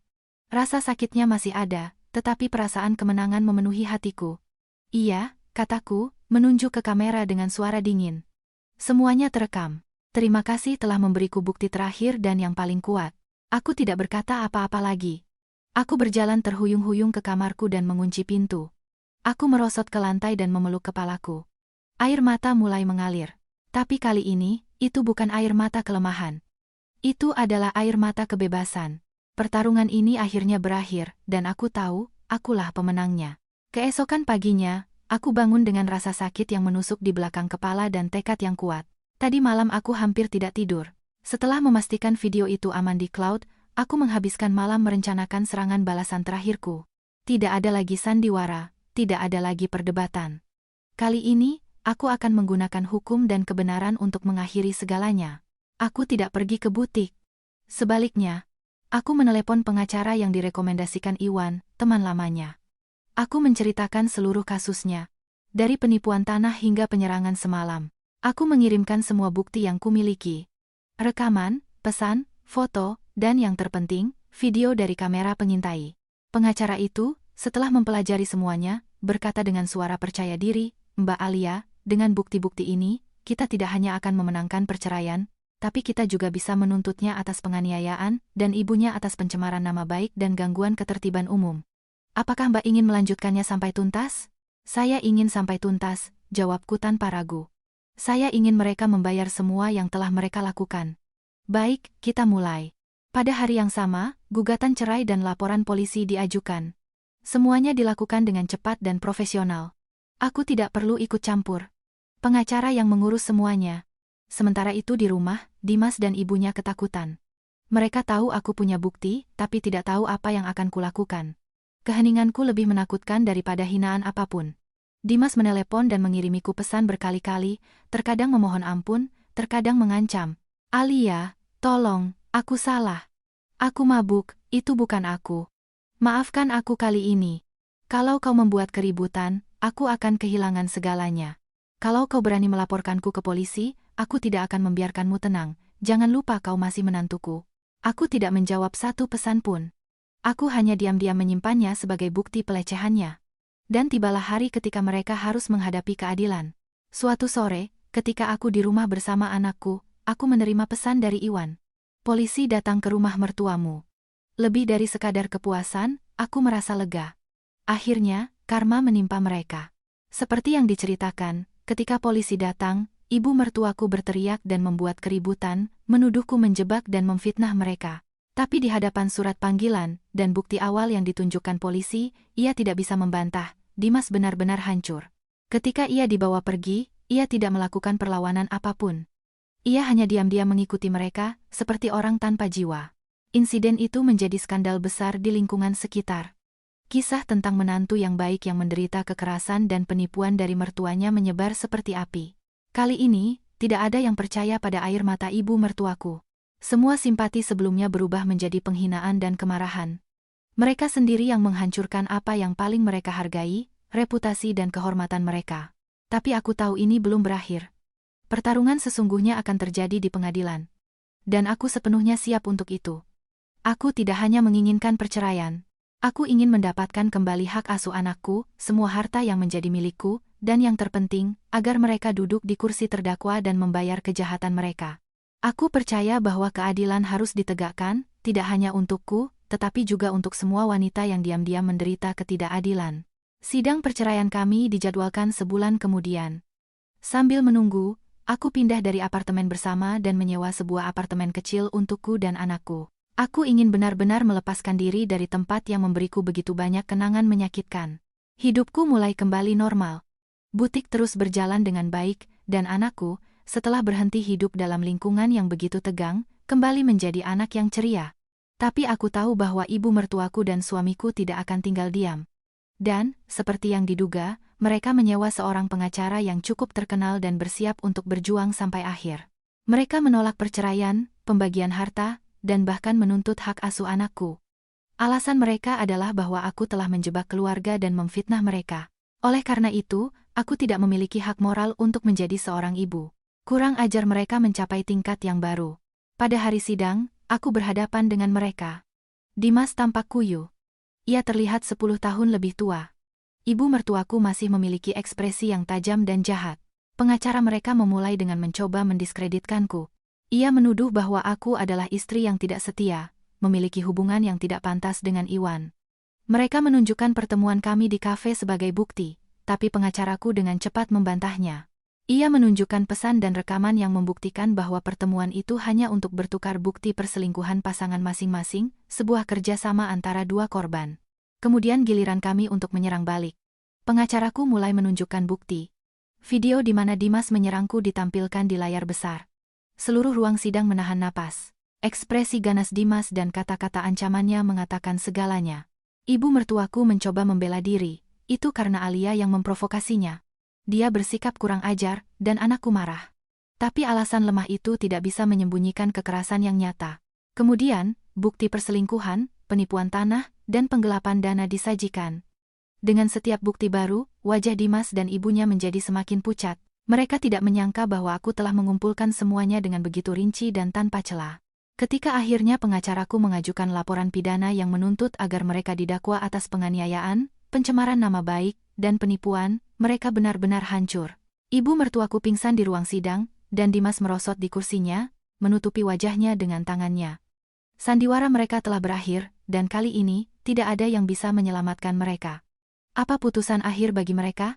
Dan akankah aku menemukan kedamaian sejati setelah semua ini?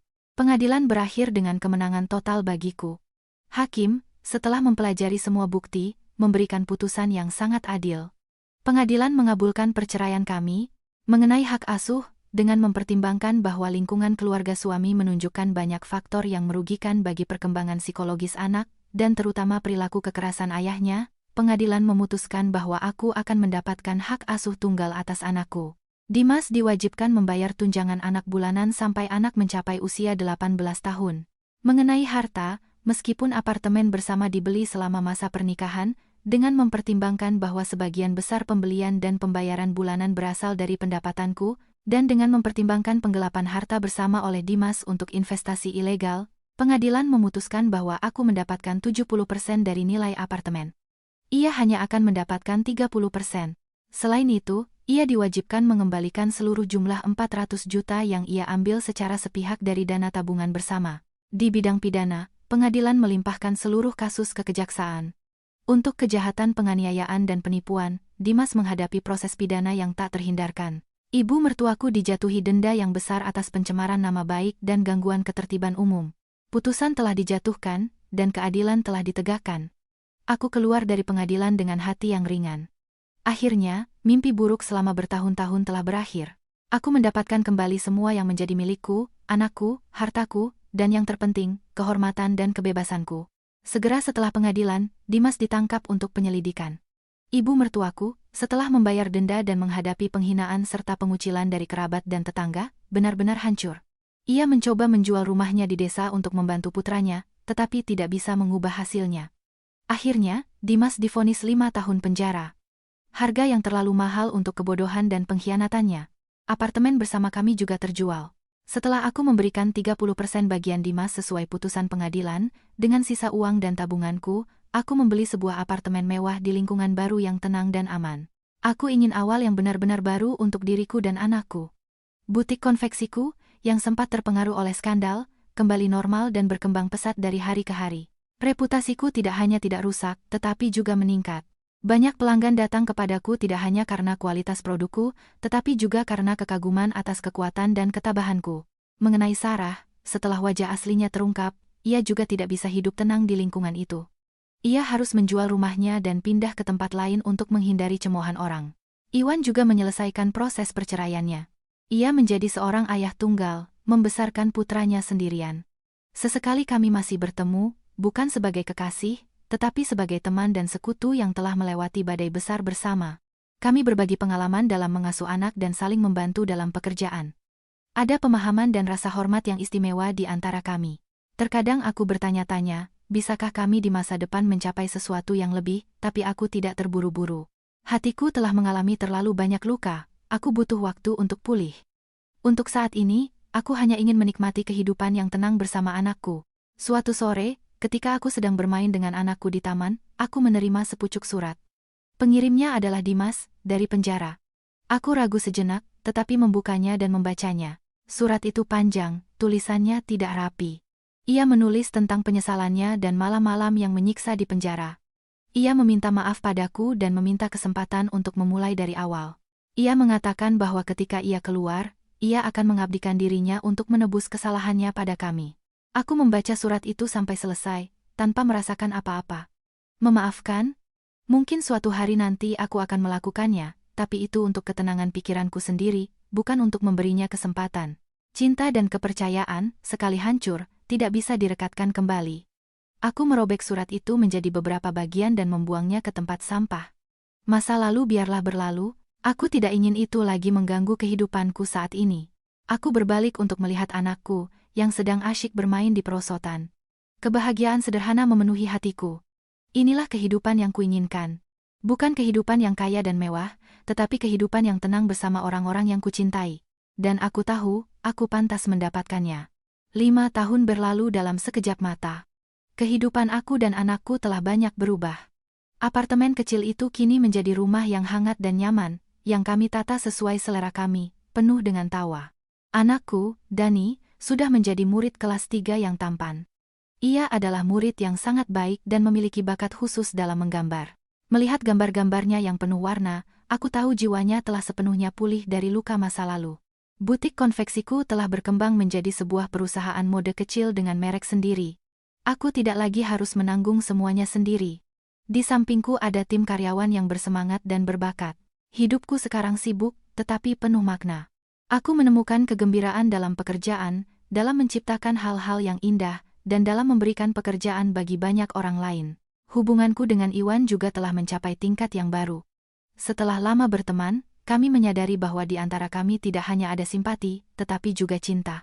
Cinta yang dibangun di atas pemahaman, berbagi, dan rasa hormat. Ia melamarku, dan aku menerimanya. Pernikahan kami tidak meriah atau mewah.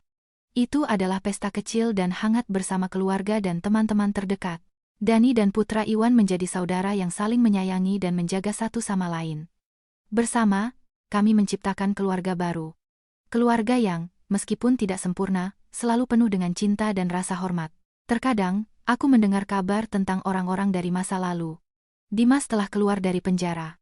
Ia tidak tinggal di kota, melainkan pergi untuk tinggal bersama ibunya di desa. Mantan ibu mertuaku, kabarnya, telah melemah, dan pikirannya menjadi kabur karena pukulan yang berturut-turut. Ia tidak lagi memaki, hanya duduk diam di sudut rumah. Mungkin itu adalah hukuman terbesarnya. Tentang Sarah, aku dengar ia menikah dengan pria lain di daerah yang jauh dan menjalani kehidupan biasa. Pusaran kebencian dan pengkhianatan akhirnya berakhir. Setiap orang telah membayar kesalahannya dan menemukan jalannya masing-masing.